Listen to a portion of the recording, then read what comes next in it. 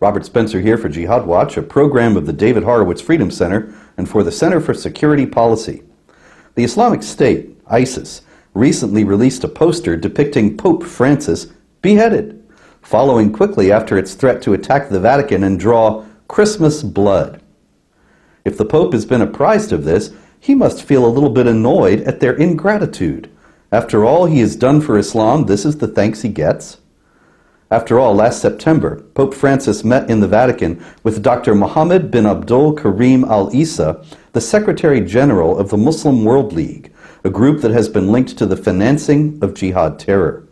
During the meeting, al-Isa thanked the Pope for his fair positions on what he called the false claims that link extremism and violence to Islam. Nor was that the first time that a Muslim leader has thanked the Pope for being so very useful. Ahmed al-Tayyib, the Grand Imam of Cairo's Al-Azhar, thanked him for his defense of Islam against the accusation of violence and terrorism.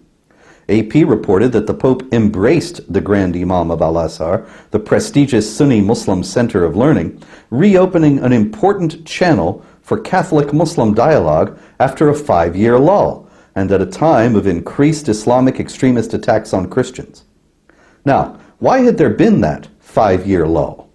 Because the Cairo-based Al-Azhar, says the AP report, froze talks with the Vatican to protest comments by then Pope Benedict XVI. What did Benedict say?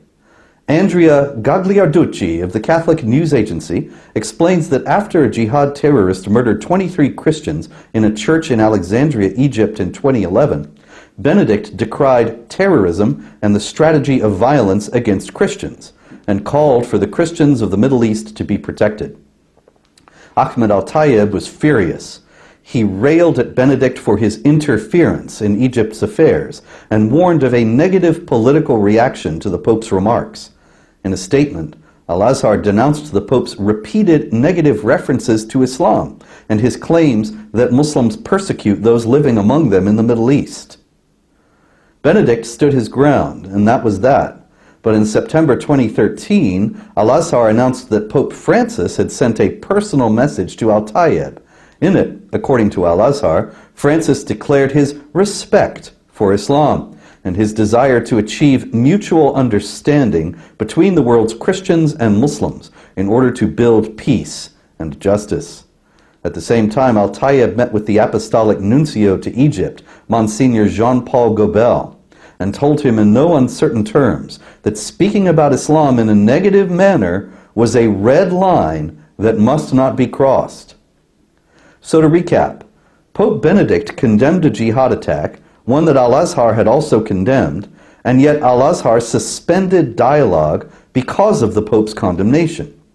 Then Pope Francis wrote to the Grand Sheikh of Al-Azhar, affirming his respect for Islam, and the Grand Sheikh warned him that criticizing Islam was a red line that he must not cross. This makes it clear that the dialogue that Pope Francis has now reestablished will not be allowed to discuss the Muslim persecution of Christians, that it continues to escalate worldwide, especially since an incidence of that persecution led to the suspension of dialogue in the first place.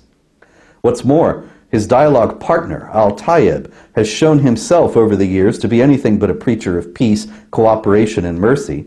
He has justified anti-Semitism on Quranic grounds and called for the Islamic State murderers of the Jordanian pilot to be crucified and have their hands and feet amputated on opposite sides, as per the penalty in chapter 5, verse 33 of the Quran, for those who make war against Allah and His Messenger or spread mischief in the land. Al-Azhar was also revealed to be offering free copies of a book that called for the slaughter of Christians and other infidels.